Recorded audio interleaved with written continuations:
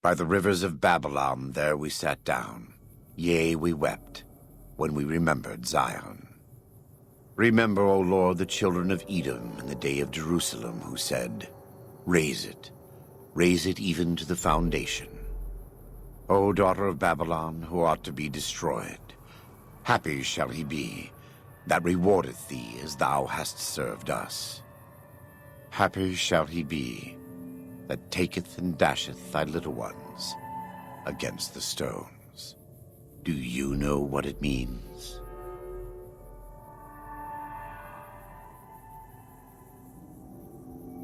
Given those two choices, yes. In the best of all possible worlds, they would just leave us in peace. But they won't. I don't enjoy killing, but when done righteously, it's just a chore, like any other. Practiced hands make for short work, and the good Lord knows there's much to be done here.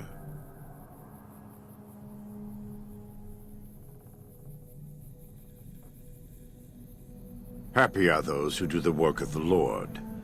Zion belongs to God and the people of God. It is a natural temple and monument to his glory. When our Lord entered the temple and found it polluted by money changers and beasts, did he ask them to leave? Did he cry? Did he simply walk away? No. He drove them out. It is one thing to forgive a slap across my cheek, but an insult to the Lord requires... No, it demands correction. I and the dead horses are prepared to do what must be done to protect Zion from the Whitelegs. And though Daniel won't accept it yet, there are many sorrows who are also prepared. They may not be warriors, but this is their home. If you have a chance to speak with Daniel about this, ask him to consider defending Zion instead of abandoning it. He has good intentions, but I fear that if we evacuate the sorrows from this place, it will be lost to them, and us, forever. You're not so certain. Fair enough. We all have doubts. Blessed are they that have not seen, and yet have believed. But you can be a Thomas for now. Fight the Whitelegs enough, and you'll see the truth. I just hope that by the time you understand, there will still be time to convince Daniel that we have to fight for Zion, to save it, and the sorrows.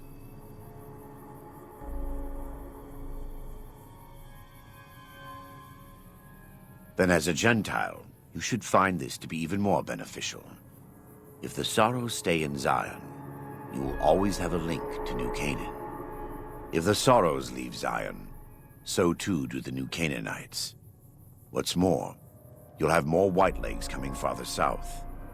You may not be concerned over matters of faith, but this is a case where faith and practicality coincide. No one wants the Whitelegs here. We just need to convince Daniel that it's our responsibility to ensure that doesn't happen. Daniel and I don't agree on everything, but in our hearts, we both want what's best for the sorrows and dead horses. You've seen what the Whitelegs do, and I think you know what has to be done. If Daniel hears it from someone other than me, well, Zion may not be lost to us after all.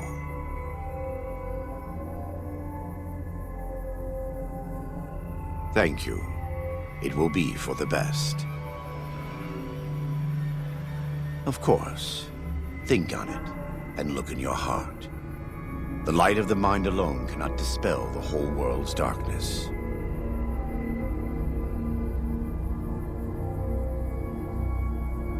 The sorrows need help. We brought the Whitelegs here, the New Canaanites. This is their home, Zion, God's gift to them. In abandoning it, we will gain nothing and will lose more than you realize. Please think about this and look in your heart. The light of the mind alone cannot burn away all darkness. They're still God's children, but if they turn against their brothers and sisters, won't listen to reason, if they pollute the Lord's temples on earth, like Zion, who are we to stand by and let them continue? Daniel does not yet see things the way we do. He is the John to our Matthew and Mark. When you have a moment, speak with him. There may still be time to save Zion from the Whitelegs, to keep God's children here, in this living temple.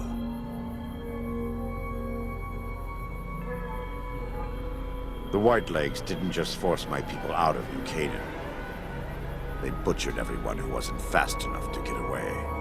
The elderly, the ill, children, those who stopped to help the wounded. It made no difference to them. They can't be reasoned with. The Whitelegs.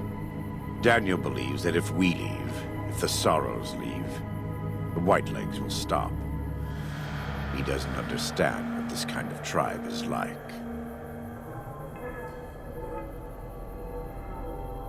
God told Moses that the tribes of Cain would not be welcome in Zion. The Whitelegs are as close as I have seen, beyond hope, beyond redemption. But if the Sorrows die in a state of ignorance, their salvation may be delayed as well, passing from life in this world to a spiritual prison. We have a responsibility to protect this place and those who have come to dwell in it. If you feel the same way, speak with Daniel.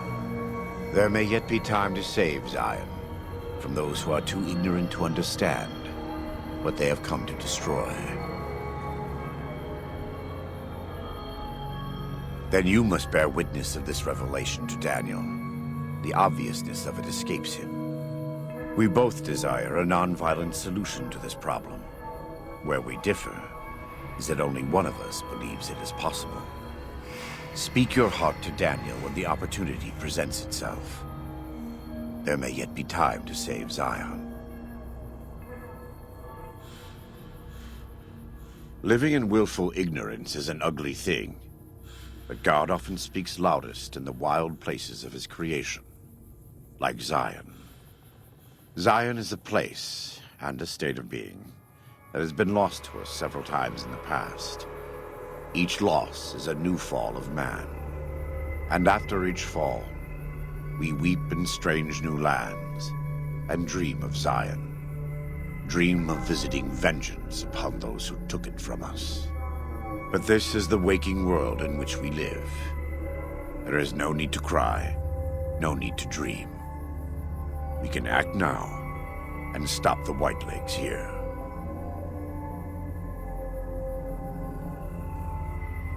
Talk to Daniel about fighting the Whitelegs. He wants to evacuate the valley, believes it is best for the Sorrows physically and spiritually. He knows I disagree, but believes my desire to fight is the result of my history of violence. Perhaps if he heard an argument from you, he could be convinced. In any case, it's important enough to try.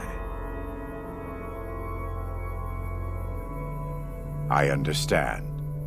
The safest way for you to resolve this is to help me and the dead horses defeat the Whitelegs. Daniel wants to evacuate the Sorrows from the valley. I think this will be much more difficult for everyone, you included. You can rationalize if you'd like. A lucky coincidence of my faith in your pragmatism leading to different goals by the same means.